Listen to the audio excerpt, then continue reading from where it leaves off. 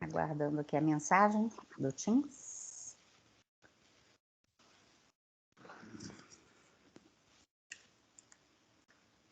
Então, iniciando a sessão de julgamento de quarta-feira, 14, período da tarde.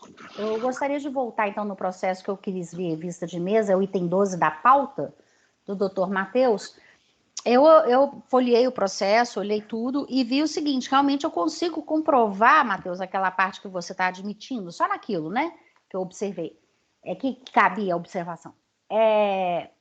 O contribuinte, ele realmente demonstra que a origem do valor vem daquela ação judicial, que é outra pessoa que é o titular da ação. Mas não restou comprovado a que título que esses valores foram recebidos. Ele é advogado, pode ser o honorário dele, pode ser uma consultoria, eu não sei o que é, e também não foi comprovado que ele repassou, porque esses valores, a princípio, a minha opinião, depositou na conta dele, é a renda dele. É isso que eu penso. Então, eu divido, e, né, eu sou a última a votar, mas eu divido desse posicionamento. O senhor quer fazer alguma observação? Aqui, para manter a coerência também com os valores que ele alega serem da pessoa jurídica, como ele não há aqui nos autos a comprovação desse repasse, eu ajusto aqui o voto e afasto o que eu iria considerar, então vou negar provimento por entender que a presunção do 42, 9.430, ela não foi elidida, uma vez que, em que pese beneficiário das ações serem terceiros, ele recebeu esses valores na conta dele, mas não há aqui a comprovação do repasse, e o que não basta para comprovar a origem dessa omissão de rendimentos. Então, você passou a negar provimento. Isso. Pinheiro.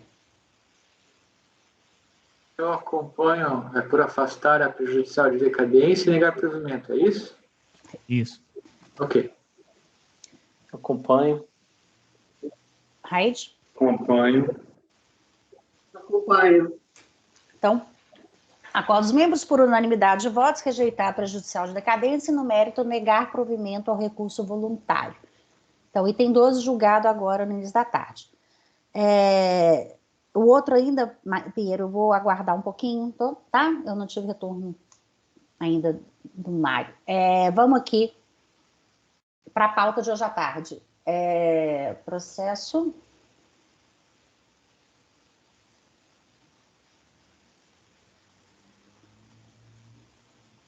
(53) e com VEP. Doutor Rodrigo.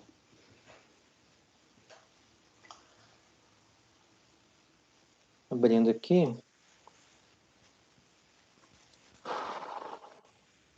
Então, aqui na origem, os 4 processos, se eu bem me recordo, eles são bastante parecidos no que tange o recurso voluntário. Então, nesse primeiro, que é o final 2013-76, na origem auto-infração, exigência da contribuição social previdenciária, parte patronal e parte de segurados não descontada, bem como contribuições a outras entidades ou fundos denominados terceiros.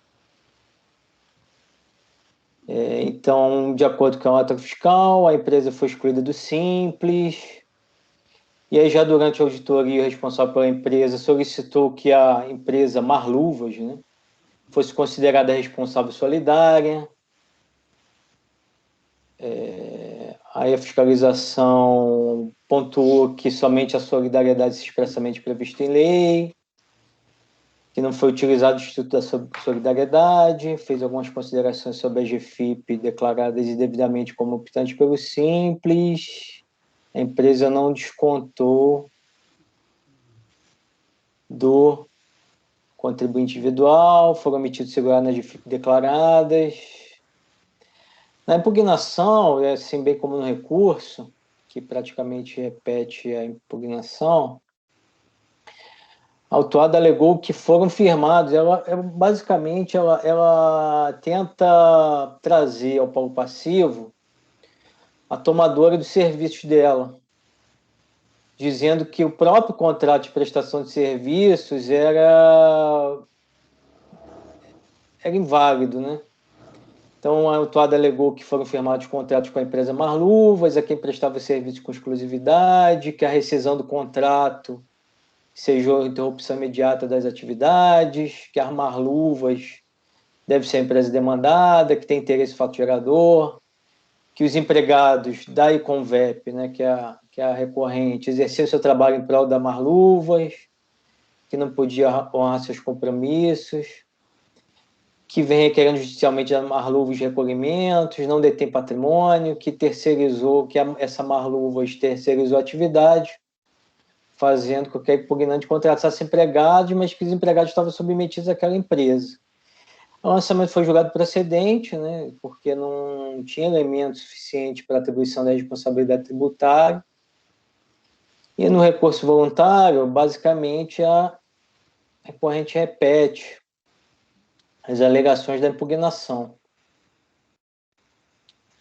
E todas, assim, que ela pleiteia a própria nulidade do contrato que ela firmou, dizendo que deveria ser, no mínimo, aí traz vários argumentos sobre solidariedade, vem no recurso, os senhores notarem, vem misturando todos os tipos de solidariedade, ou de terceiros, ou de solidária, todo tipo de responsabilidade, terceiro, solidário, por infrações, ela vem trazendo argumentos de direito em que ela entende que deveria ser trazido para o passivo.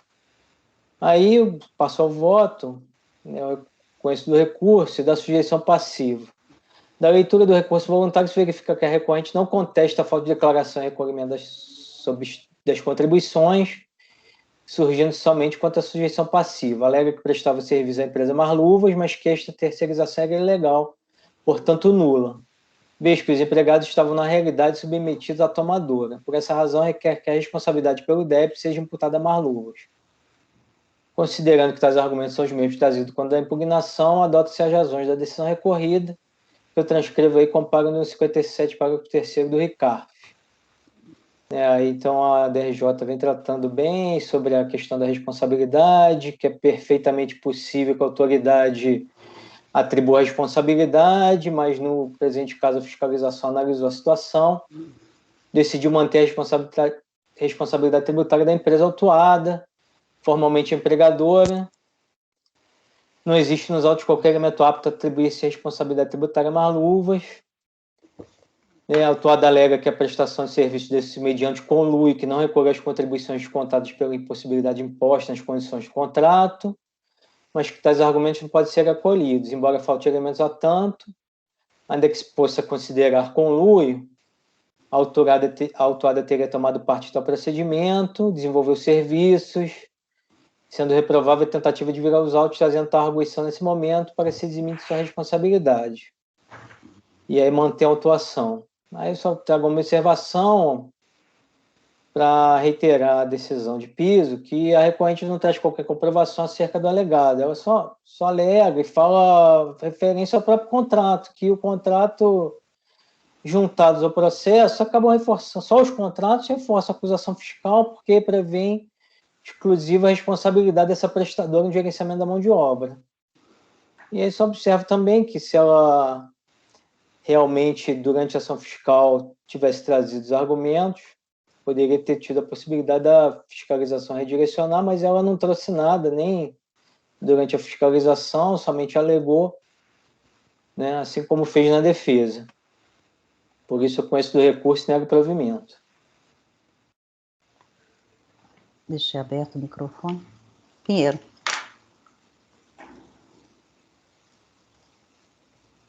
Terminar de ver aqui uma coisa.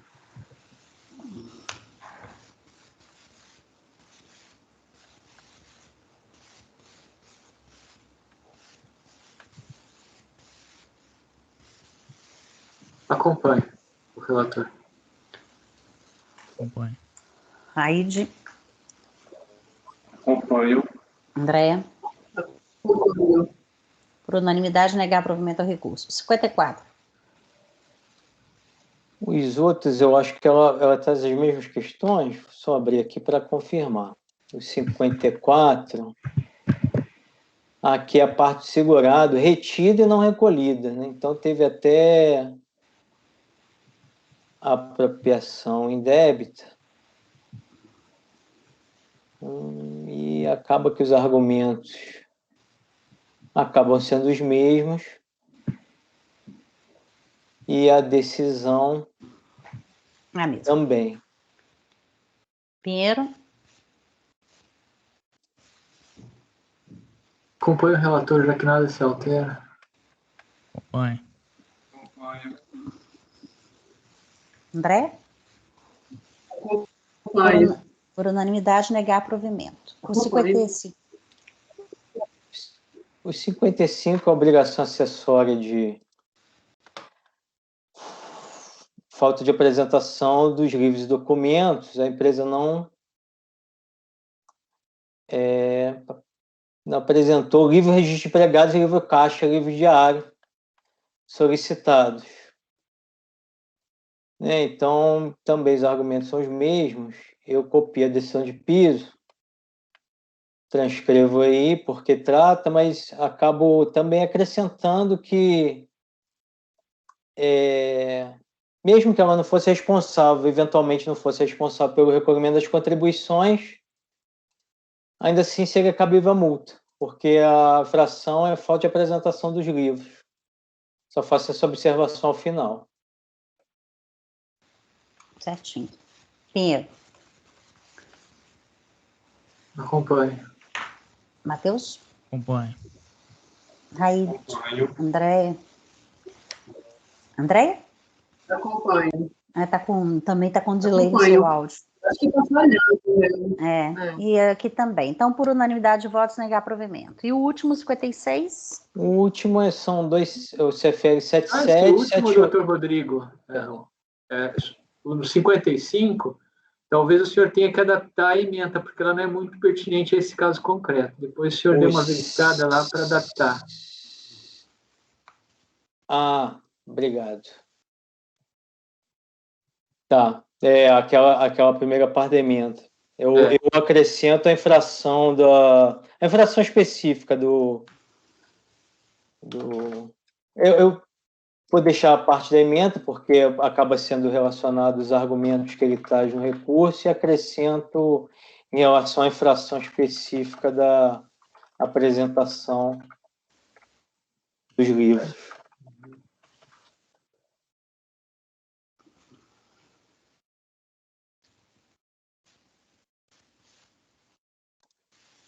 E o último, que é o 56, aí são o CFL 77, que é deixar de apresentar GFIP, CFL 78, que é GFIP com informações incorretas ou omissas.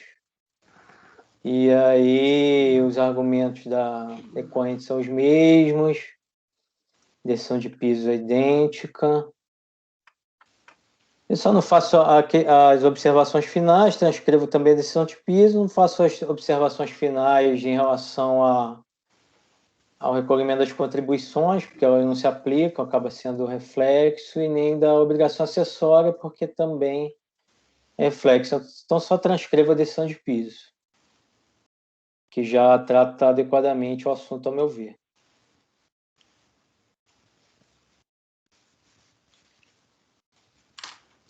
Pinheiro?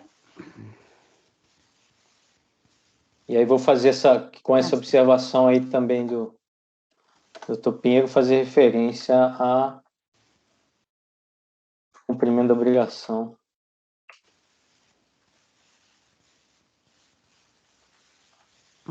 Pinheiro?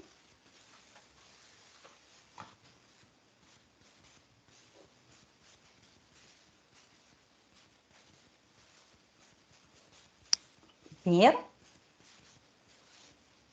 A DRJ adentrou essa questão das obrigações acessórias aqui no final do voto dela, não é isso?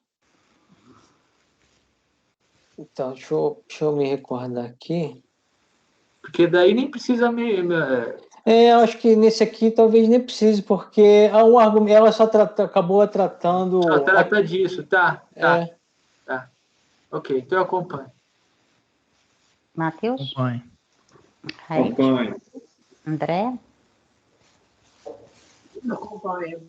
Por unanimidade de votos, negar provimento ao recurso.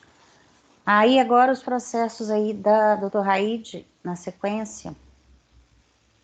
Antares Engenharia, 57. Antares Engenharia 57, final 2009, 71. Diz respeito aqui a contribuições previdenciárias, a parte patronal. Tá? Vou passar direto por voto, porque, sim, eu deixo claro aqui logo no relatório que a DRJ reconheceu a decadência até a competência novembro de 2003, nos termos do artigo 150, parágrafo 4 do CTN. Escreva aqui as razões, vou tratar todas elas direto no voto, então vou repisar tudo. Portanto, vamos adiantar o relatório e passar para o voto. O recurso é tempestivo, desde eu conheço. O contribuinte arca algumas preliminares. A primeira é da nulidade da decisão de piso. O contribuinte suscita preliminarmente a nulidade da decisão de primeira instância por não ter avaliado o pedido constante da impugnação. Testar ter direito a contribuinte discordar com a imputação fiscal que está sendo atribuída, bem como quanto à decisão de piso, sobretudo em seu mérito, mas não podemos concluir que os fatos, isoladamente com o lançamento e a decisão não foram devidamente fundamentados na legislação de regência. Concebe-se que o acórdão da DRJ foi lavrado de acordo com as normas reguladoras do processo administrativo fiscal, dispostas no artigo 9 e 10 do Decreto 7235, não se vislumbrando nenhum vício de forma que pudesse ensejar nulidade.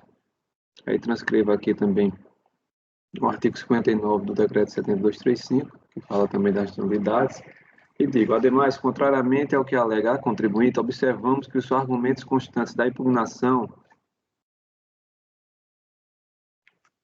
foram apreciados e rechaçados pelo julgador de primeira instância. Não sendo bastante, o órgão julgador não está obrigado a se manifestar sobre todos os pontos alegados pela parte, mas somente sobre os que entender necessário ao deslinde da controvérsia, de acordo com livre convencimento motivado. Logo, em face do exposto, rejeito a preliminar suscitada. A nulidade do lançamento, cessamento de direito de defesa, instrumento do lançamento. A contribuinte aduz que a constituição do presente crédito deveria ter sido por autuação e não por notificação.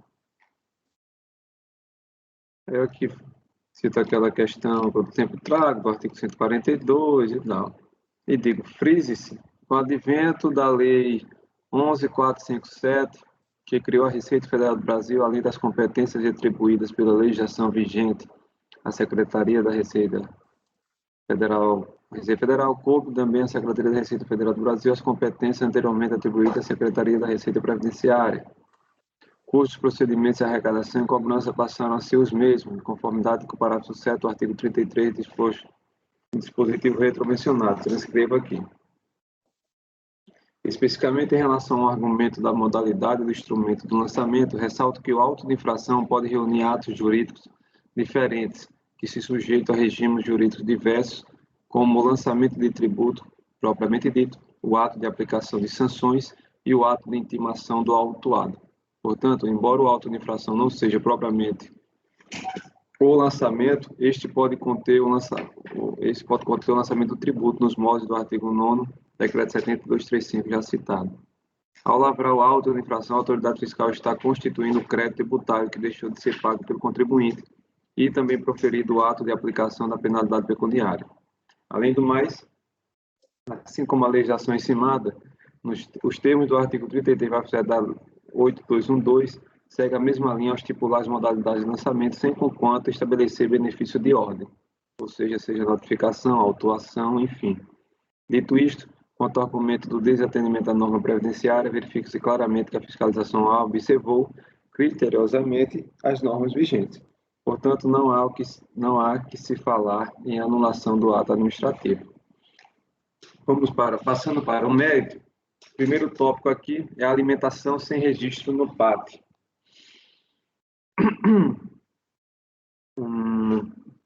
A fiscalização considerou que os valores despendidos para o fornecimento de alimentação aos empregados deveriam compor a base de cálculo das contribuições sociais previdenciárias, considerando que a contribuinte não comprovou ter sua inscrição no programa de alimentação PAT no período autuado. Na peça recursal, o contribuinte elabora substancioso arrazoado, contemplando com especificidade o auxílio à alimentação, trazendo à colação normas de regência, doutrina e jurisprudência em defesa de seu entendimento, concluindo estar fora do campo de incidência de contribuições previdenciárias. Fora a vasta discussão a propósito da matéria, deixaremos de abordar a legislação de regência ou mesmo adentrar a questão da natureza, conceituação de aludida verba, uma vez que o STJ vem reiteradamente afastando qualquer dúvida quanto ao tema, reconhecendo a sua natureza indenizatória, conquanto que concedido in natura, independentemente da inscrição do PAT, na linha da legislação do Tribunal Superior do Trabalho. Aí eu escrevo aqui também, trago o parecer PGFN, que subsidiou a emissão do ato declaratório, como é de conhecimento de todos, né, nesses votos que dizem respeito à alimentação. E digo, na hipótese dos autos, a auditoria fiscal motivou o lançamento única e exclusivamente na falta de inscrição do PAT, ou seja, em momento algum indicou que a alimentação não fora fornecida in natura. Dito isto, por escapar ao litígio, trata-se o lançamento como sendo alimentação in natura. Ademais, mesmo se não fosse, pela documentação posta aos autos, especialmente o título da contabilidade que diz respeito a refeições e lanches e a indicação das notas fiscais, resta evidente que fora fornecida alimentação in natura. Sendo assim, estando o fornecimento de alimentos enquadrado perfeitamente no permissivo legal, deve-se excluir do lançamento o levantamento PAT. Passando para o Vale de Transporte, aqui é de conhecimento de todos, dependentes do relatório fiscal que o Vale de Transporte somente não integra o salário de contribuição quando paga na forma da legislação, Lei 7.418, decreto aqui mencionado, entendendo que, em razão dos pagamentos terem sido efetuados em espécie, devem ser considerados como salário de contribuição, sem razão a auditoria fiscal. Isso aí já é matéria pacificada no Supremo Tribunal Federal, bem como matéria sumulada deste Conselho na súmula 89. Portanto, cabe decotar do lançamento fiscal os valores relativos aos levantamentos VT, Vale de Transporte em Dinheiro, e VT1, Vale de Transporte em Dinheiro Contabilidade. Os dois dizem respeito ao Vale de Transporte. Continuando, dos funcionários das obras realizadas em consórcio. O contribuinte alega falta de fundamento fático que justifica o levantamento incidente sobre os valores pagos aos funcionários que estão prestando serviço em obras realizadas em consórcio, apurados pela contabilidade não declarados em GFIP, sobre a alegação de que tal situação impede o devido exercício do contraditório, posto que não discrimina de forma clara e precisa os fatos geradores das contribuições devidas e dos períodos a que se referem, sem razão é recorrente. O relato fiscal é claro a informar que foram considerados como os fatos geradores das contribuições sociais os valores levantados através da contabilidade do consórcio Sudoeste, obra 172, matrícula C e tal, referente aos pagamentos a funcionários lançados na conta aqui mencionada, que diz respeito a salários e ordenados, nas competências 8 e 9 de 2004. Lembrando que as contribuições patronais alcançam todos os estabelecimentos da empresa, como também as obras de construção civil. De acordo com o item 8 do relatório fiscal, as contribuições patronais destinadas à Seguridade Social estão discriminadas no inciso 1, 2 e 3 do artigo 22 da Lei 8.212, e que cabe à empresa a arrecadação e recolhimento das contribuições à Seguridade Social nos termos da linha A do inciso 1 do artigo 30, também da Lei 8.212, ressaltando que sempre se presume feito oportuna e regularmente pela empresa a isso obrigada. Não sendo bastante, o fiscal, no item 26, mais uma vez se manifesta sobre o fato gerador. Se não, vejamos o que diz o fiscal. Por fim, foram considerados como fato gerador da contribuição previdenciária lançada através desse auto-fração valores levantados através da contabilidade consórcio do Oeste, obra 172, tal. Referentes a pagamentos funcionários lançados na conta já mencionada no meu voto e as mesmas competências. Sendo assim, como já debatido no primeiro tópico deste voto, o ato administrativo consubstanciado neste auto de infração possui motivo legal, tendo sido praticado em conformidade ao legalmente estipulado e estando os seus fundamentos legais discriminados no relatório fiscal, no anexo FLD e demais documentos onde consta toda a legislação que embasa o lançamento, por rubrica e por competência. propiciando assim o pleno exercício do direito do contraditório e da ampla defesa constitucionalmente assegurada aos litigantes do processo administrativo, devendo ser afastada assim qualquer alegação de cerceamento de direito de defesa. Que foi mais esse tópico que ele levantou mais no cerceamento de direito de defesa. Tá? Em relação ao outro tópico que diz respeito ao do prolabore dos sócios, a respeito de tais segurados, a Lei nº 8.212, em seu artigo 12, inciso 5º, né, linha F, os classifica na categoria de contribuintes individuais, submetendo-se os procedimentos de arrecadação na legislação de regência acima citada.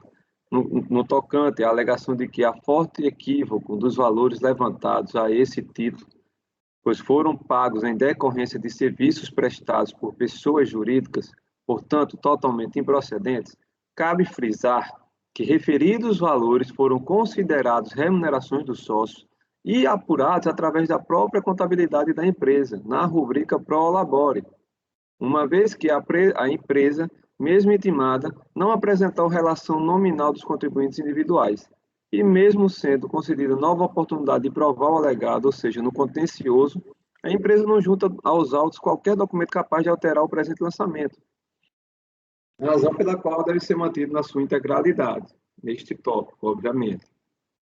Outro ponto aqui que pode causar maiores debates é a questão dos corretores, lançados como contribuintes individuais.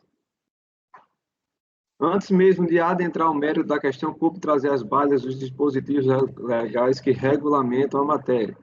Eu trago aqui toda a questão do contrato de corretagem, bem como a lei que regulamenta a atividade do corretor.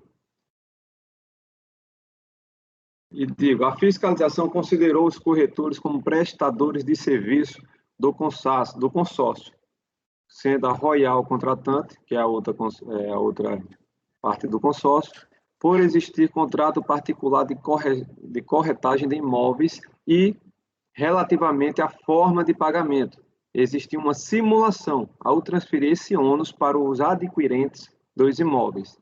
Ou seja, a motivação para que os corretores estão aqui como prestadores de serviços, contribuintes individuais, foram essa: o contrato particular de corretagem de imóveis entre o consórcio e o corretor, e a simulação ao transferir o ônus do pagamento dos corretores aos adquirentes dos imóveis. Por bem, esses esclarecimentos eu digo. Especificamente quanto à prestação de serviços, basicamente, a autoridade autuante considerou sua existência por conta do contrato, o que, a meu ver, não é suficiente para tanto. Ademais, também não vislumbro comprovação do desembolso financeiro da vendedora para o adimplemento da comissão, consoante restou muito bem explicitado no voto vencedor do acordo 2403.002.508 da Lavra Conselho Marcelo Magalhães Peixoto, nos autos aqui mencionados, que trata dessa questão de transferir o ônus de pagamento para os adquirentes, dos corretores para os adquirentes de eventuais imóveis.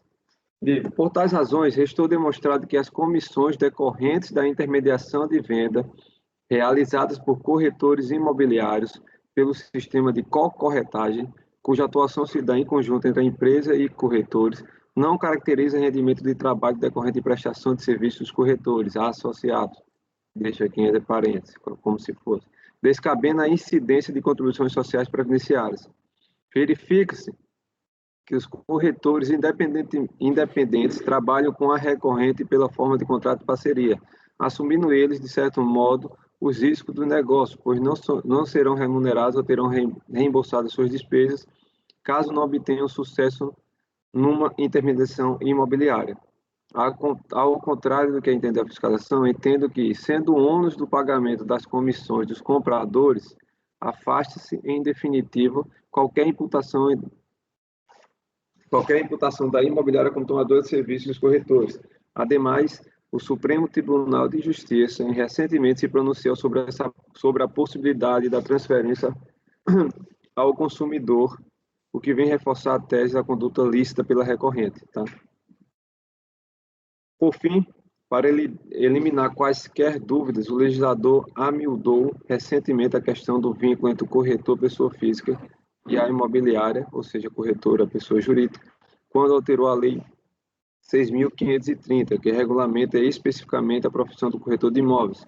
Nesta, observam-se inúmeras previsões legais relevantes ao deslinde do litígio, principalmente, aqui eu colaciono aqui, deixo negritado, que diz: o corretor de imóveis pode associar-se a uma ou mais imobiliárias, mantendo sua autonomia profissional sem qualquer outro vínculo, inclusive empregatício e previdenciário.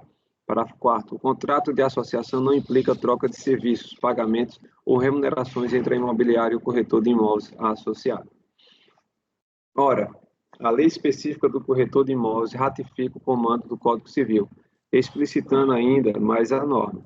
Não deixa dúvidas nem qualquer imagem de interpretação quanto à natureza de relação entre um corretor de imóveis, pessoa física, e imobiliária, ou há vínculo empregatício, ou há associação.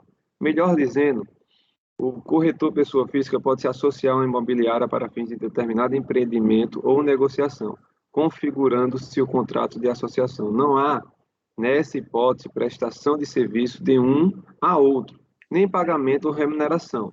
Configura-se verdadeiramente a hipótese do artigo 728 do Código Civil da época de 2002, na qual dois ou mais corretores atuam em conjunto para a conclusão do negócio. Tal vínculo só será distorcido se for configurado um vínculo empregatício de um em relação a outro, que depende dos requisitos do artigo 3º da CLT.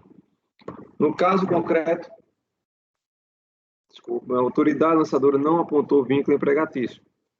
Seu lançamento se baseou na tese de que os corretores pessoas físicas prestavam serviço à imobiliária como autônomos e eram, por ela, remunerados. Portanto, contrário à melhor interpretação do ordenamento. Em face dos substanciosos fundamentos acima transcritos, e põe-se a afastar a incidência das contribuições previdenciárias na forma aplicada no presente levantamento, denominado COR. Por fim, voto na conclusão, conheço o recurso, voto no sentido de, para conhecê-lo, rejeitar as preliminares e, no mérito, dar-lhe parcial provimento para excluir os levantamentos referentes aos valores pagos a título de alimentação, vale transporte e corretores. Eu pedi só uma licença, senhor, para pegar uma água aqui, que eu estou...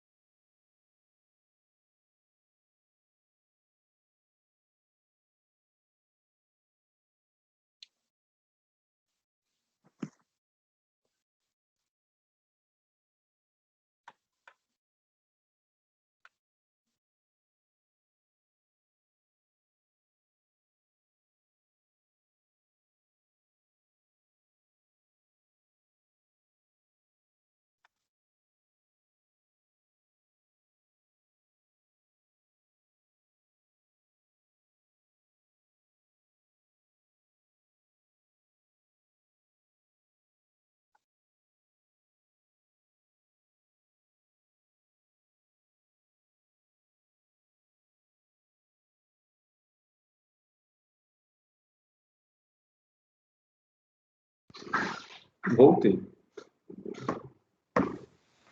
Essa parte dos corretores, eu não concordo muito. Esse voto, inclusive, já peguei de base de outro processo que eu trouxe, relativo à LPS, e eu fiquei vencido. Não lembro o resultado, mas na época... Só que lá tinha uma diferença, né? Lá que o fiscal tratava-se propriamente dito de uma imobiliária e o fiscal apontou ainda mais, vamos dizer, mais apontamentos, mais requisitos, mais indicações do eventual prestação de serviço. Ele disse, a imobiliária colocava à disposição dos corretores estandes, folhetos, camisetas, isso, aquilo. Mas pelo relatório fiscal, aqui também teria isso, de fornecimento de estrutura, tudo. Mas isso a gente já discutiu, tem acordo da Câmara Superior por maioria, não é nem por voto de qualidade ou empate. Eu só não localizei o contrato. Eu estou tentando achar aqui, porque o fiscal disse que o contrato é claro também. Então, qual o número da acorda desse outro processo seu, Raid? Escópio. Eu tenho que ver aqui, doutora Miriam, deixa eu ver. Deixa eu pegar aqui. Quem fez o voto vencedor? Da LPS. MPS. Cópias, páginas, folhas, notas fiscais. Se eu não estou enganado, ou foi o doutor Pinheiro ou foi o doutor Kleberson.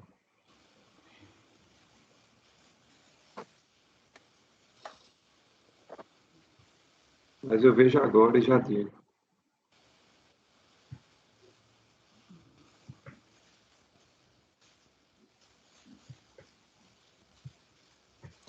O entendimento de que seria prestação de serviço, mesmo sendo o adquirente que arca com ônus? Na verdade, isso é uma manipulação contratual, né? Em vez do adquirente pagar tudo quando ele compra o imóvel para a corretora e a corretora pagar o corretor de imóveis, Sim, corretora paga não, líquido. a construtora, falei errado, a construtora. Ela já bota no contrato para pagar direto exatamente para não vincular e não ter tributação. Pois é, mas aí o que vai caracterizar a prestação de serviço mesmo? Se pode ser em conjunto? Em conjunto como? Não vai ser, não é a tese aqui de que pode ser não a prestação de serviço direta, na verdade a pessoa jurídica e a física estão atuando em conjunto para concretizar o negócio. Não, a pessoa jurídica não concretiza. Ela é a dona do apartamento, mas quem negocia é o corretor. Aí, quando ele fecha a negociação, vem o cliente, acaba que a compra é mediante, mas o corretor é o intermediário. O acórdão 2401-005-662. 00. Qual? 001 o quê? 2? 2401-005. 662. São vários processos, né? Quem fez o voto vencedor foi o doutor Kleberson. Final 661, 662, enfim. 661 e 662, para falar a verdade. Uhum. Mas aí, doutora amiga. Oi, pode falar. Se a pessoa física que contrata que pede um corretor de imóveis para fazer... Não, aqui no caso não é a pessoa física que pede o corretor de imóveis para sair buscando o apartamento. É aqueles casos em que você tem a obra, faz um stand lá em São Paulo, tem muito disso. E o corretor fica ali à disposição. A pessoa física vem até a obra, conhece a maquete, a planta. Quem efetivamente contrata o corretor, não é a pessoa física que liga para o corretor e fala, olha, acha um apartamento assim assado para mim. Não, mas tem uma diferença na contratação. Por exemplo, você pode ter mesmo nesse caso, você pode, teoricamente, ter um corretor independente que se propõe, achei um comprador aqui. Não poderia fazer isso? Mas eu acho que não é o caso dos autos. Não, mas... Poderia sim, eu acredito que sim, mas não é o caso que está aqui. Entendi. Aqui fala, coloca stand. É aquele corretor lá que já vem lá de trás, né? Mas é esse corretor independente aí que você falou, achei um comprador aqui, que não tinha nada a ver com o negócio, só chega lá, estou trazendo o meu cliente, é o que é contratado pelo cliente.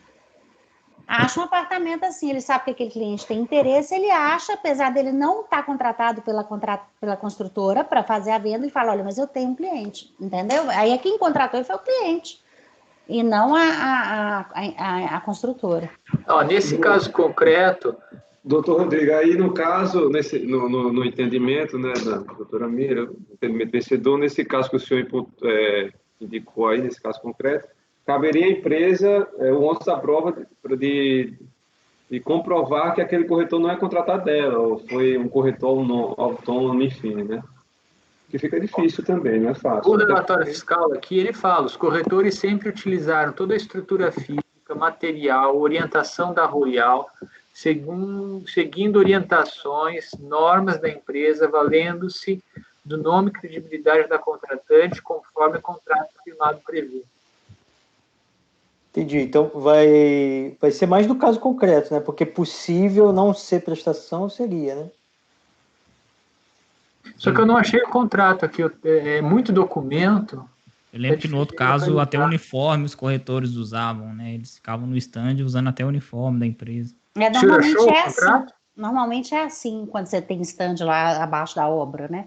Isso em São Paulo, quando eu morei lá, era muito comum. Belo Horizonte está começando a ser assim agora. Tem a obra e eles botam o stand lá na própria obra. Mas bom, é isso. Naquele processo, quanto a essa parte,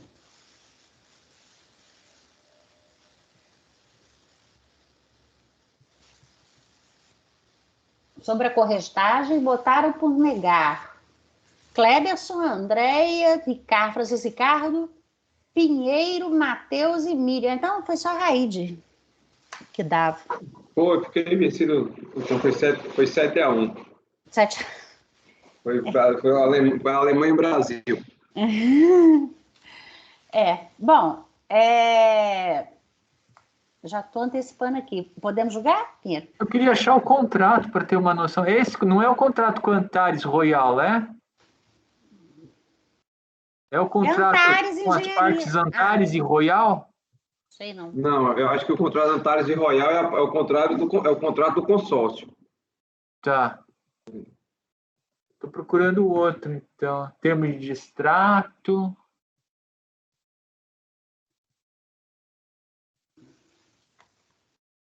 Corretagem autônoma, aqui achei.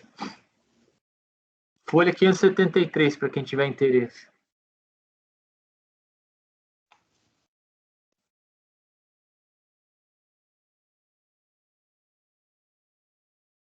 Bom, podemos julgar? Eu não li o contrato, mas pela descrição do relatório fiscal... Hã? Não, só um minutinho que eu estou terminando de ler o relatório aqui. Um minutinho só.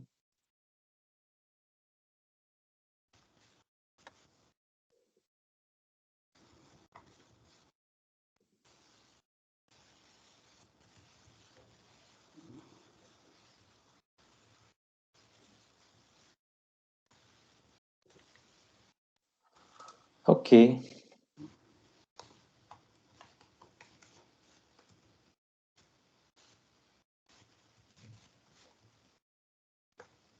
Pinheiro. Ela arcava com tudo, até despesas de publicidade, anúncios de televisão, jornal, impressão de folders, propiciaria estrutura adequada para a venda dos imóveis, stand, com mobília, folhas de atendimento, material, papelaria, crachá, vestimenta personalizada. Aí, ó, o uniforme que o Matheus falou. Se isso for interessante comercialmente para determinado empreendimento, a questão personalizada. Todo qualquer material, documento referente aos imóveis disponibilizados só poderá ser mostrado aos potenciais compradores, público-alvo, se houver autorização expressa da contratante por intermédio de seu diretor-presidente. Bom, já deu, né? Já deu. Ok. Então... Eu vou divergir. Eu entendo que, nesse caso, não há necessidade de... Não é um vínculo de emprego, mas fica nítido que eles estão trabalhando como contribuintes individuais e, de fato, há uma irregularidade aqui, a discussão já é conhecida, até aquele outro processo nós já julgamos que o doutor Raide ficou vencido. Basicamente, este daqui é o vislumbre que vai na mesma linha. E aqui, neste caso concreto, o Dr. Raide está dando parcial provimento para excluir os levantamentos referentes aos valores pagos a título de alimentação, vale-transporte e corretores. Eu dou provimento em melhor extensão, porque eu não excluo os corretores. Ok. Matheus. A divergência do doutor Pinheiro. Com a divergência. Andréa. Divergência. Eu também. Então, acordo os membros colegiados por unanimidade de votos rejeitar as preliminares. No mérito, por maioria de votos, dar provimento parcial ao recurso voluntário para excluir da base de cálculo os valores relativos à alimentação e vale-transporte. Vencido o conselheiro Raide, relator. Hoje só foi 5-1. que dava provimento Está melhorando, né?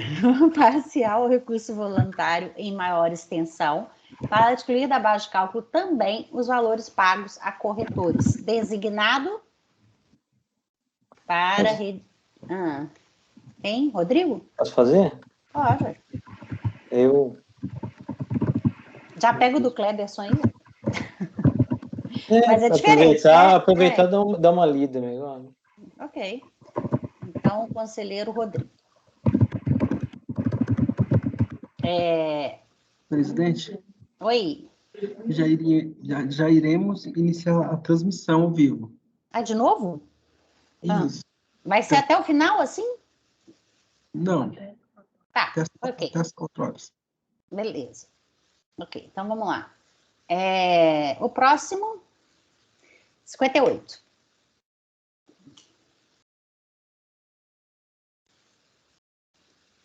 Abri aqui, 58, diz respeito ao final. Mesma empresa, 2960. Deixa eu abrir, tá?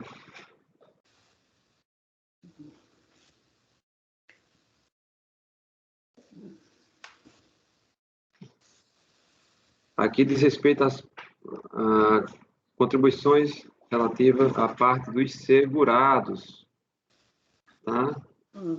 Os fatos geradores são os mesmos, os argumentos de defesa também os mesmos. Houve as duas preliminares, uma nulidade da decisão de piso e a outra do lançamento por conta do instrumento que foi utilizado. Mais uma vez, a alimentação sem inscrição no PAT, já especifiquei para os senhores. Vale transporte, né, pago em pecúnia, temos a súmula CARF 89. Os funcionários das obras realizadas com sócios, também, da mesma forma. Prolabore dos sócios, mesma coisa. E dos corretores também. Ok. Então, o resultado é o mesmo, né? Exato. Provimento parcial. Então, Pinheiro, provimento, mesmo resultado, ok? Mesmo resultado. Voto Matheus, Andréia, Rodrigo.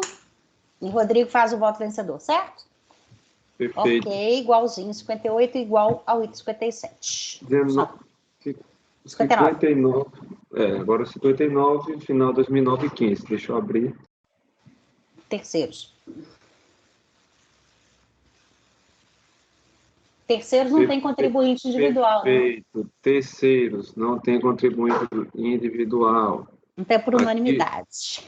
Isso, aqui foi só PAT, vale transporte e salários em contabilidade não decaídos, CTB, que é valores pagos a funcionário, prestado de serviço em obras, enfim, não há o lançamento dos corretores aqui, como bem observado pela doutora Miriam. Portanto, o resultado, as arguições são as mesmas. Aqui só vai mudar porque também ele só argue uma nulidade, né? Não há a preliminar de nulidade da decisão de piso, tá certo? Então, aqui o resultado é afastar, rejeitar a preliminar e, no mérito, dar-lhe parcial provimento para excluir os levantamentos referentes aos valores pagos a título de alimentação e vale transporte. Pinheiro? Acompanho o relator. Acompanho. Acompanho. Por unanimidade de votos, rejeitar a preliminar e, no mérito, dar provimento parcial ao recurso voluntário para excluir da base de cálculo os valores relativos à alimentação e vale transporte. 60.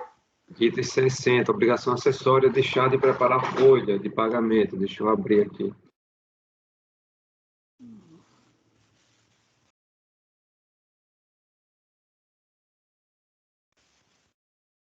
É o final 2009-12, é um CFL 30, né?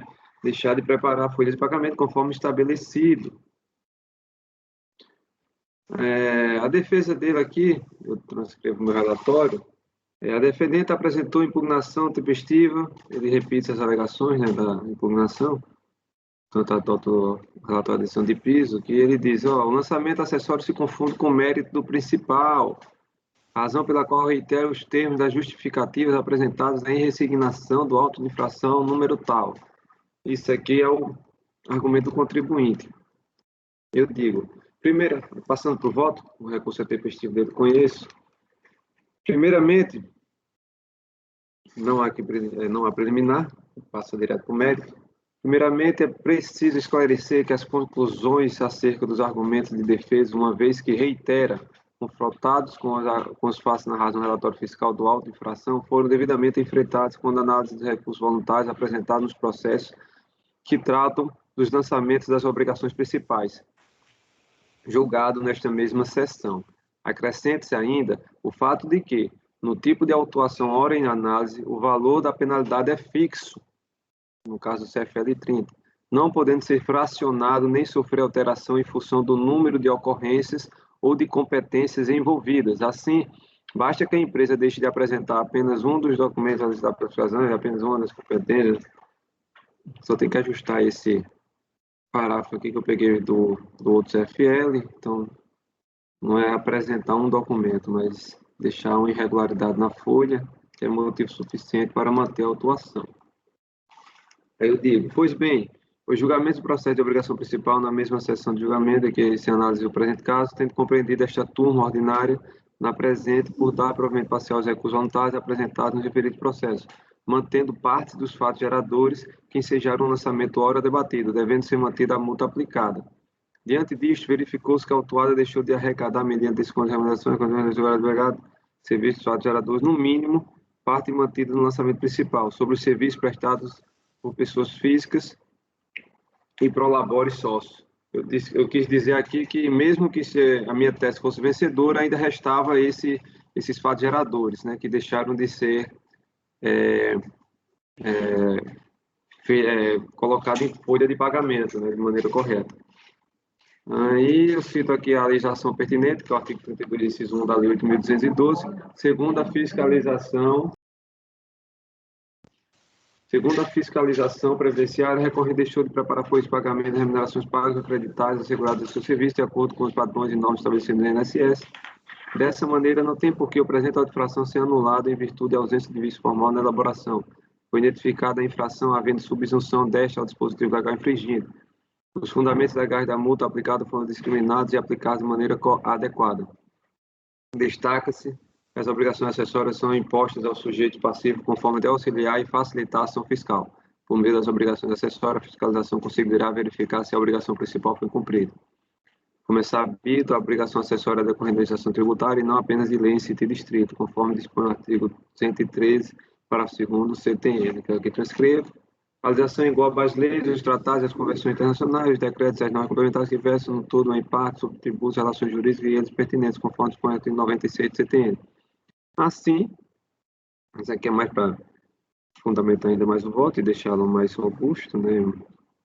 Assim, foi correta a aplicação da penalidade no presente caso, portanto, no sentido de conhecer do recurso voluntário para, aqui não tem rejeitar e preliminar, aqui é conhecer e no mérito negar de provimento. Tá? Nesse caso aí, eu acho que até cabe você falar da conexão. Como é que fala? Porque o fato gerador, aí, o que ele motivou a autuação, a infração, foi não colocar na folha os contribuintes individuais. Isso tudo foi mantido na obrigação principal. Então, acho que você pode colocar que tem essa, em virtude, foi mantido, essa correlação. Né? Pode ser? Pode. Acho bom, porque tem hora que a gente derruba ou mantém, né? E essa correlação é interessante. Bom, então é negar provimento, né? É rejeitar a preliminar e no mérito negar provimento, não é isso? Eu acompanho o relator. Oi? Não tem o quê? Não tem preliminar. Ah, não. Peraí. Não tem. Então... É só negar provimento. Tá. Esse é o 60, né, gente? Eu tô ficando doida. Daí o doutor Raid, Não, 60. Ao final tem que mudar lá, porque tem preliminar no texto. Já alterei, já. O texto já alterei, pode ficar tranquilo. E já estou acrescentando aqui o apontamento da doutora Miriam sobre os contribuintes individuais também, foram mantidos. Correlação, né, com o principal. Uhum. Matheus. Acompanhe. Rodrigo. Acompanho. André. Acompanho. Por unanimidade de votos, negar provimento ao recurso voluntário. 61.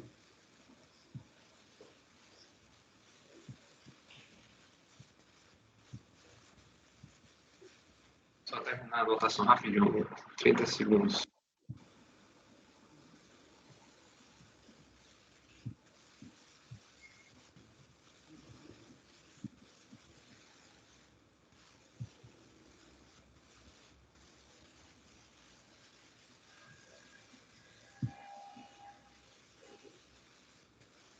Lá, em nosso processo 61, também é uma aplicação acessória, vamos ver qual é.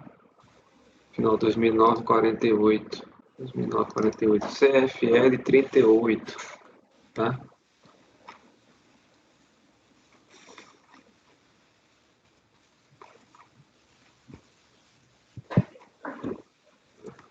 Que o contribuinte, eu adoto o relatório da adição de piso para dizer as razões, ele repisa as razões da impugnação. O contribuinte apresentou defesa tempestiva, alegando que faltou ato pelo fato de ter deixado de apresentar qualquer livro ou documento relacionado com as contribuições previdenciárias e que, segundo a autuante, a ação fiscal em princípio, compreendida no tal. Porém, devido à complexidade dos trabalhos e à precariedade da preparação das informações, foi necessário restringir o período tal. Assim, pelo fato do lançamento fiscal incluir período fulminado pela decadência com penal, tal, estabelecido pela súmula tal, entendo impugnante que todo lançamento torne-se subsistente. Na verdade, o contribuinte faz uma confusão aqui entre outro período fiscalizado, eu digo. Verificando os termos de intimação fiscal, constato que, de fato, foram solicitadas folhas de pagamento referentes às obras elencadas nos termos, além das notas fiscais de cooperativas, entre outros documentos, não tendo autuado apresentado a totalidade da documentação, afetando os trabalhos realizados em desobediência ao artigo 33, parágrafo 2º da Lei 8.212, combinado com o artigo 232 do RPS.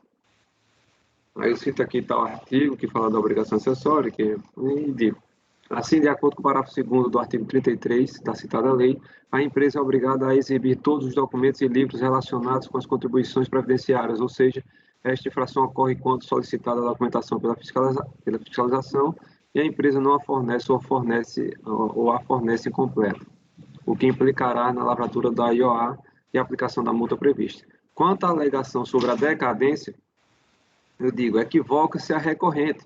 De acordo com o relato fiscal, a autoridade autuante deixa bastante claro que esta ação fiscal é uma continuidade da outra instituída pelo MPF aqui mencionado, que foi encerrada em 2007, que a princípio tratava do período de 97 a 2006, mas devido à complexidade dos trabalhos e à precariedade da preparação das informações, foi restringida apenas ao período 97-98. Ou seja, o período aqui foi lançado diz respeito a outro, não a esse, né? De 97 a 98.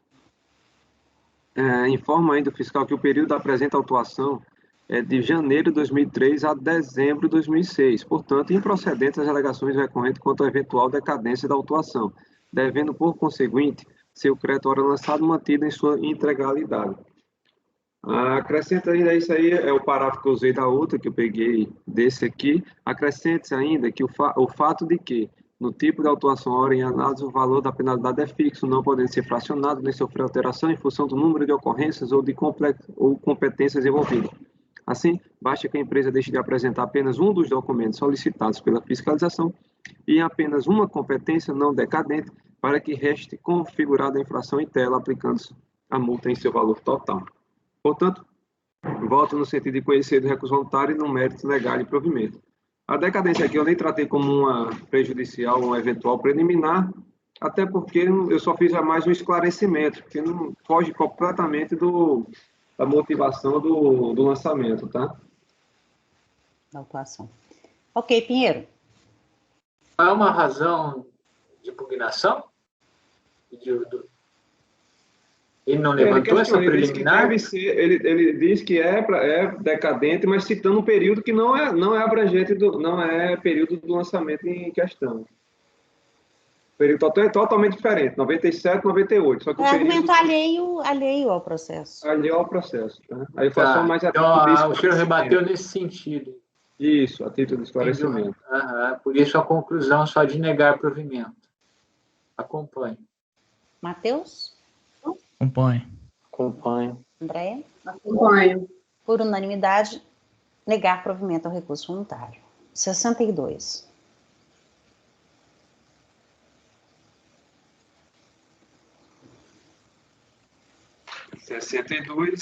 É mais um auto de obrigação acessória, pelo que eu vejo da pauta CFL 35, deixa eu abrir 2009-01, final.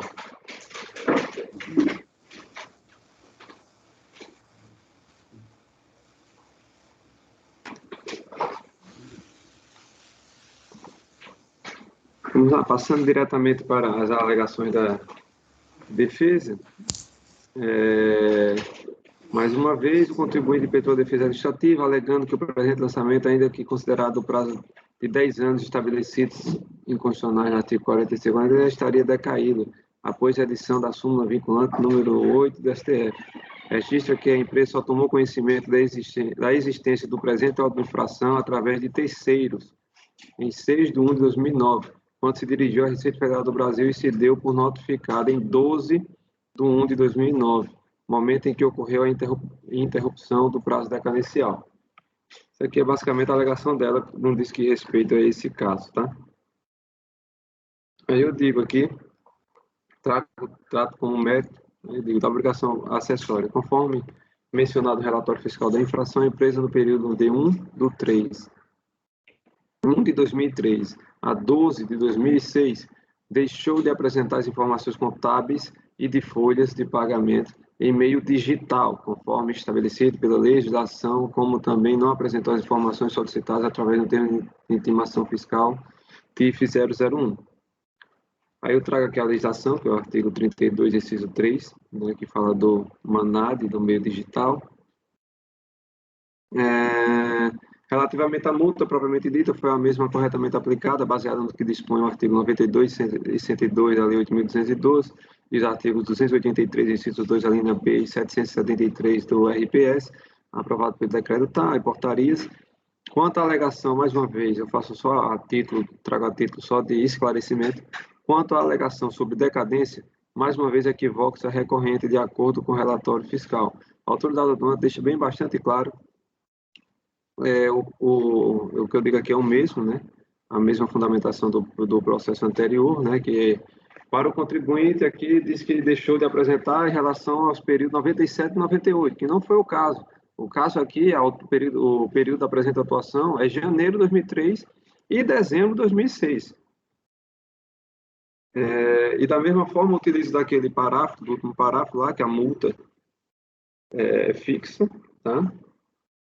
Portanto, também voto no sentido de negar provimento.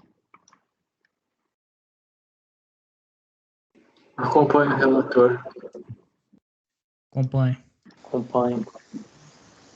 Acompanho. Por unanimidade, votos negar provimento ao recurso voluntário.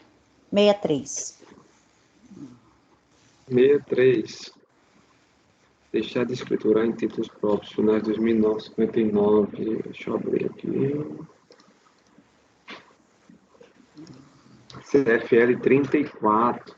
Deixar de lançar mensalmente em títulos próprios de sua contabilidade de forma discriminada, para gerador de todas as contribuições CFL 34. Vamos lá. Esse voto aqui eu trouxe algo diferente. Vamos ver o que eu trago. O relatório fiscal informa que a contribuinte registrou as remunerações pagas a contribuintes individuais em diferentes contas contábeis, sem discriminar os valores que foram pagos a pessoas físicas e jurídicas. Além disso, valores pagos a segurados empregados a título de auxílio alimentação e auxílio transporte não foram escriturados em contas específicas, vez que também foram registrados em diferentes contas. Esclarece que a contribuinte e a empresa Royal Empreendimentos Imobiliários Consorciados se utilizavam de um modo indireto para remunerar seus corretores através de compradores de imóveis, não registrado sua movimentação na contabilidade do consórcio, como também foi constatada a existência de pagamentos em diversas notas fiscais de cooperativas de trabalho lançadas na conta tal, denominado serviço de terceiros, pessoas jurídicas, juntamente com outras diversas notas referentes a serviços que não se caracterizavam base de cálculo para a Previdência Social. Registra que, apesar de parte das infrações referirem-se ao descumprimento de obrigação acessória dos consórcios firmados pela contribuinte, a mesma empresa Royal Empreendimentos, os autos de infração foram lavados integralmente na Antares por tratar-se de empresa líder, de acordo com a cláusula 7ª dos contratos de constituição dos consórcios. Tá? E por esse motivo, no entendimento da fiscalização, ser o responsável pelo cumprimento das obrigações acessórias. Aí a multa foi aplicada no percentual de 12 mil. Percentual não, no valor, né? Não, no valor mínimo de 12 mil. Aí o contribuinte regularmente intimado apresenta impugnação, a DRJ manteve. Aqui a defendente apresentou impugnação tempestiva, alegando que o apresentação acessória se confunde com o mérito do lançamento de obrigações sociais, razão pela qual reitera os termos das justificativas apresentadas e resignação do ato de infração, né? Aí eu digo, toda a argumentação do recorrente está em demonstrar a exorbitância da multa aplicada, bem como sua ilegalidade e constitucionalidade. Basicamente é isso. Conforme o relatório fiscal da infração, por ocasião da ação fiscal, verificou-se que a escrituração contábil não foi feita de forma regular, já que a autuada cometeu os seguintes equívocos. Eu trago aqui o que disse o auditor fiscal, os equívocos apontados, nos itens 2, 3 e 4 do relatório fiscal. A escrituração incorreta dos valores pagos aos segurados que prestaram serviço à empresa no livro diário ensejou a lavratura do presente auto de infração por desobediência ao artigo 32, inciso 2 da 8.212. Da mesma forma, de acordo com o que estabelece os parágrafos 13º a 17º do artigo 225 do RPS. Também transcreve. Os valores pagos pela contribuinte assegurados a seu serviço devem ser lançados regularmente e mensalmente em títulos próprios da contabilidade da empresa, conforme dispostos retromencionados, sendo, pois, em contexto o cometimento da infração. Ao exigir sua apresentação dentro das formalidades previstas, o auditor fiscal da Receita Federal do Brasil nada mais fez do que cumprir a legislação a respeito já citada, tendo procedido à autuação com base na competência que lhe atribui o caput do artigo 33 da Lei 8.212. Sendo assim, estando o lançamento lastreado em 3 equívocos, quais sejam notas fiscais de cooperativa lançada na conta serviço de terceiro, pessoa jurídica, juntamente com notas referentes a serviço que não caracteriza a base de cálculo para a Previdência, não contabilizou os valores pagos aos corretores e 3, a empresa não contabilizou em títulos próprios as despesas com refeição, discriminando-as por obra. Na linha desse raciocínio, diante das peculiaridades de cada ponto, analisaremos individualmente. Não sei se fiz, agora pensando bem, não sei se fiz a melhor análise aqui, mas eu enfrentei as infrações, não infrações, mas os equívocos que foram listados pela auditoria fiscal de forma individual, tá? Primeiro, em relação às notas fiscais de cooperativas, eu cito aqui a decisão do STF,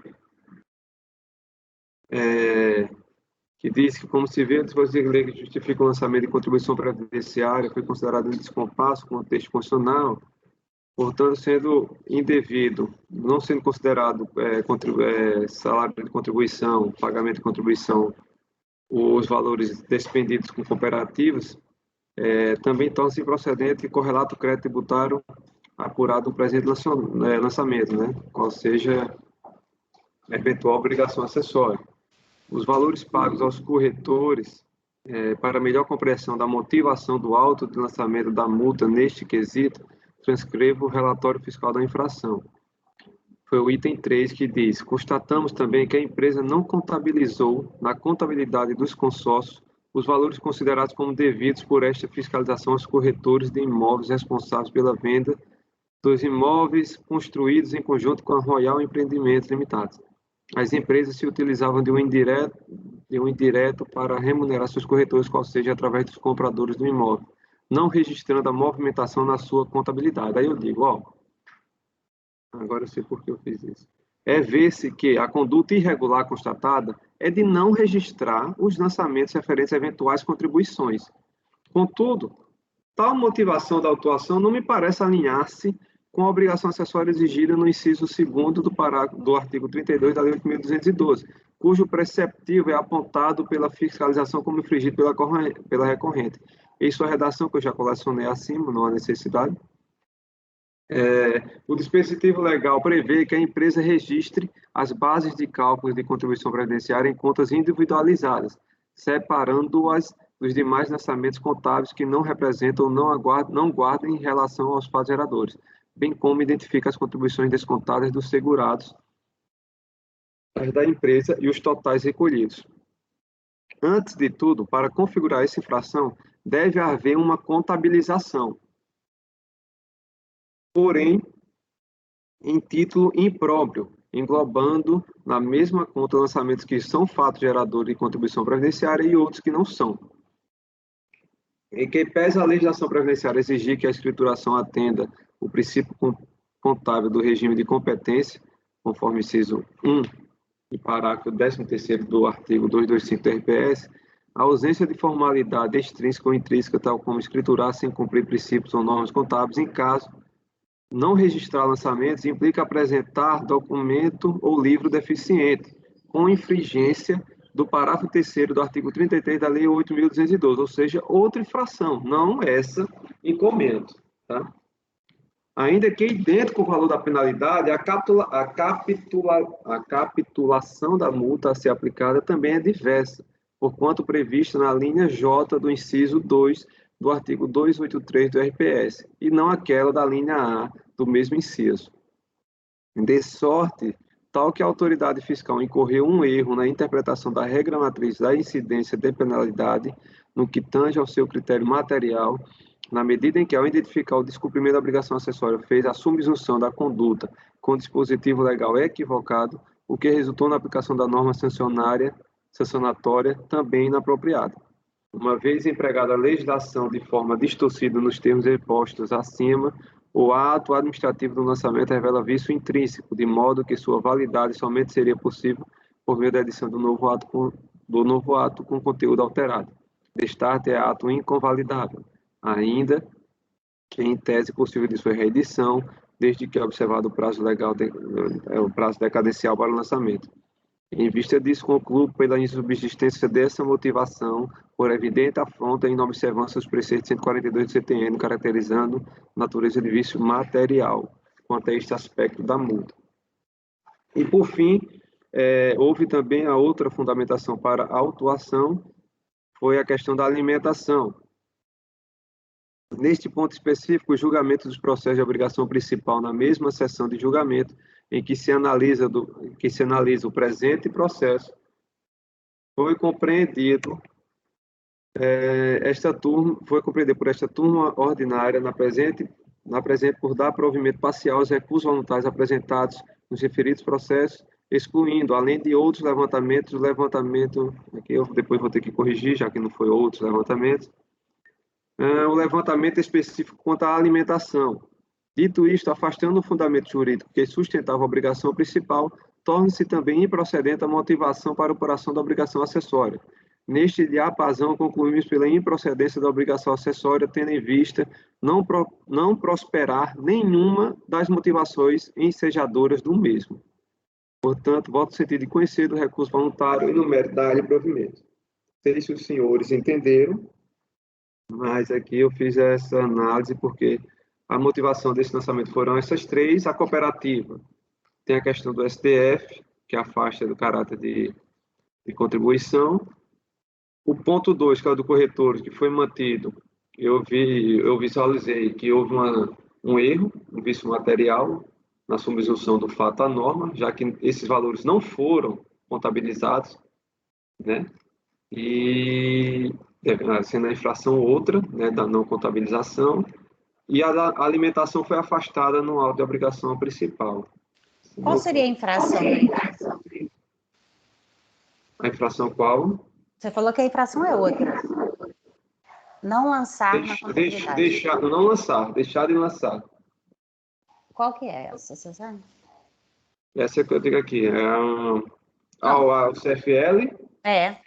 O CFL eu não sei não, doutora Mira. Qual então, CFL? deixar de lançar em títulos próprios é o 34. Qual seria, então? Tá, Pinheiro? Deixa eu entender. Ele não colocou na folha de pagamento parte do valor da base de cálculo, é isso? Que e é daí o doutor Raíde está dizendo que omissão de base isso. de cálculo e folha de pagamento não é CFL 30? Não, aqui não Essa é 30, não. 34 Aqui é que estamos 34. tratando. Lançar em Hã? títulos próprios da contabilidade. Estamos tratando de 34 Ele aqui. falou do que a CRL 34. omissão, ele está falando que é o seguinte, que a omissão não seria capitulada nessa fundamentação legal. Que essa fundamentação legal só seria cabível se ele lançou em conta errada. Exatamente. Para que haja essa infração, tem que haver um lançamento, né? E se ele omitiu, por exemplo, um segurado da folha de pagamento, também é título próprio? É isso que o Rei está falando. Eu não consegui, eu entendi Eu não o consegui entender raciocínio o raciocínio dele. Não, eu entendi o raciocínio dele. Isso aqui não é folha de pagamento, é título próprio da contabilidade. Então, vamos imaginar, se o contribuinte lançou férias, como se fosse férias gozadas, como se fosse não é fato gerador de contribuição previdenciária, mas lançou numa outra conta, aí o RAID entende que caberia essa infração. Então. Mas por que o RAID está falando em conta? Temos que falar de folha de pagamento. Por quê? Aqui é 34, aqui não é 30 não, Pinheiro. Aqui não é 30? Não, é 34. Esse aqui é o processo 63. Eu fiquei com a cabeça do 30. É o 34. O 30 foi o que passou já. Tá. Então, esse daqui é o 34. O 34 é de títulos próprios. A descrição da infração é deixar a empresa de lançar mensalmente em títulos próprios da contabilidade de forma discriminada, deixar de lançar os fatos geradores. Eu não consigo enxergar isso. O não lançamento é 38, não é isso? O não lançamento é 38. É o 38? É. Deixar a empresa, assim, administrador, não, sabe? De exibir qualquer documento ou livro relacionados às contribuições ou apresentar documento ou livro... Não, esse é o 38? Não atenda às formalidades, que contém informação diversa da realidade, que omita informação verdadeira. Isso aí. Eu preciso consultar um checklist meu aqui. Peraí. Eu tenho um checklist Inclusive, já julgamos processos assim parecidos com este, tá? É que eu não estava lembrando. Chegou nessa conclusão. E quem bem nos alertou foi o Dr. Cleverson na época. Porque eu me recordo que, por exemplo, se o valor contabilizado ele é maior do que a folha de pagamento, isso daí é a hipótese de CFL 38. Se ele contabilizou a maior do que deveria ter contabilizado. Aqui, no caso, ele contabilizou a menor. Ele não contabilizou, né? Ele não contabilizou um fato gerador. Ele não contabilizou.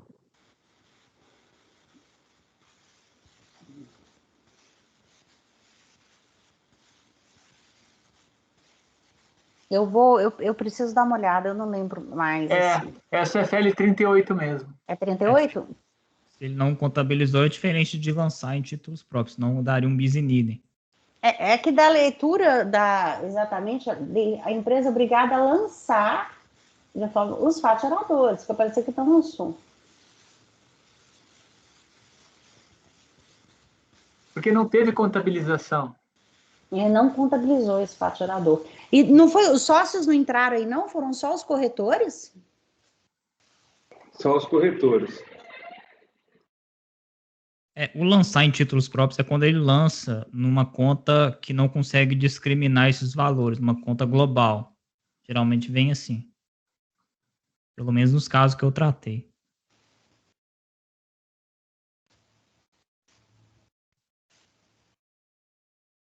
É porque teve o fato gerador dos sócios também, né? E ele não se preocupou. Que se tivesse aqui, isso segurava.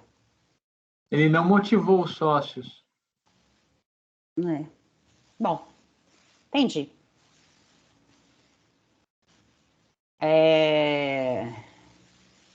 Quando ele omite o fato gerador da contabilidade, é 38, então.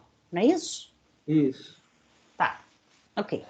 Vou confiar em vocês, eu já não lembrava mais dessa discriminação. Então, tudo bem. Quando ele contabiliza maior também, mas em título próprio, mas ele contabiliza maior. Entendi. Então, Pinheiro, então já está dando provimento.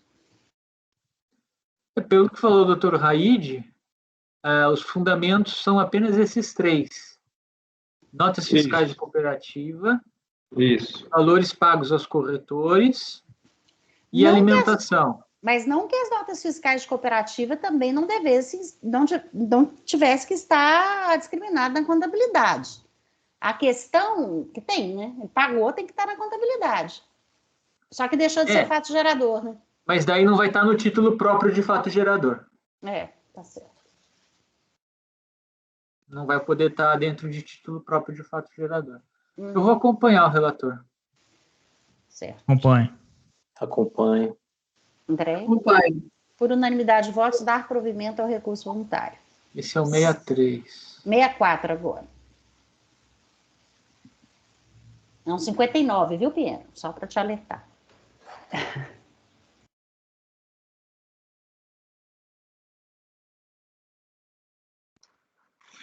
O último, 64, final 2009, 92, pela Pauton, aí no CFL 59. Vamos ver. 2009, 92.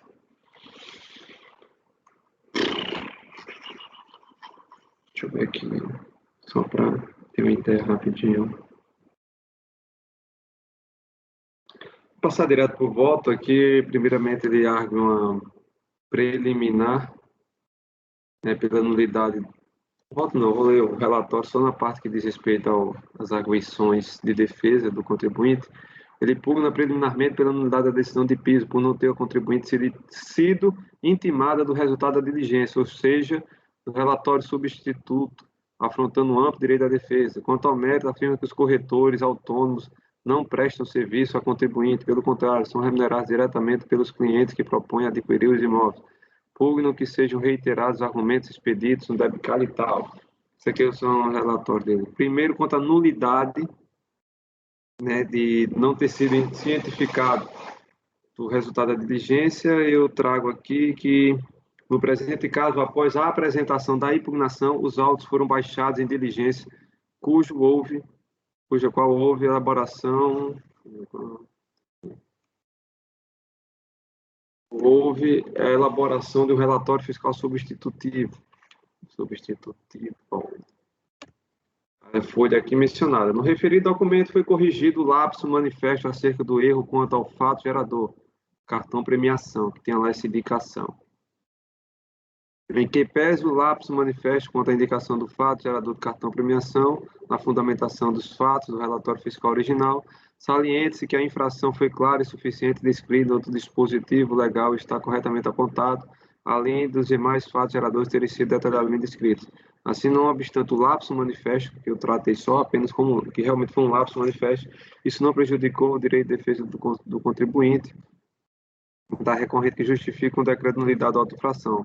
Máximo considerando que a divergência foi sanada. Lembrando que o próprio princípio consagrado direito processual da instrumentalidade das formas, segundo o qual a tal. Aí eu digo, continuo, que além de não ser intimado, ele questiona propriamente a nulidade do auto de infração por conta dessa correção.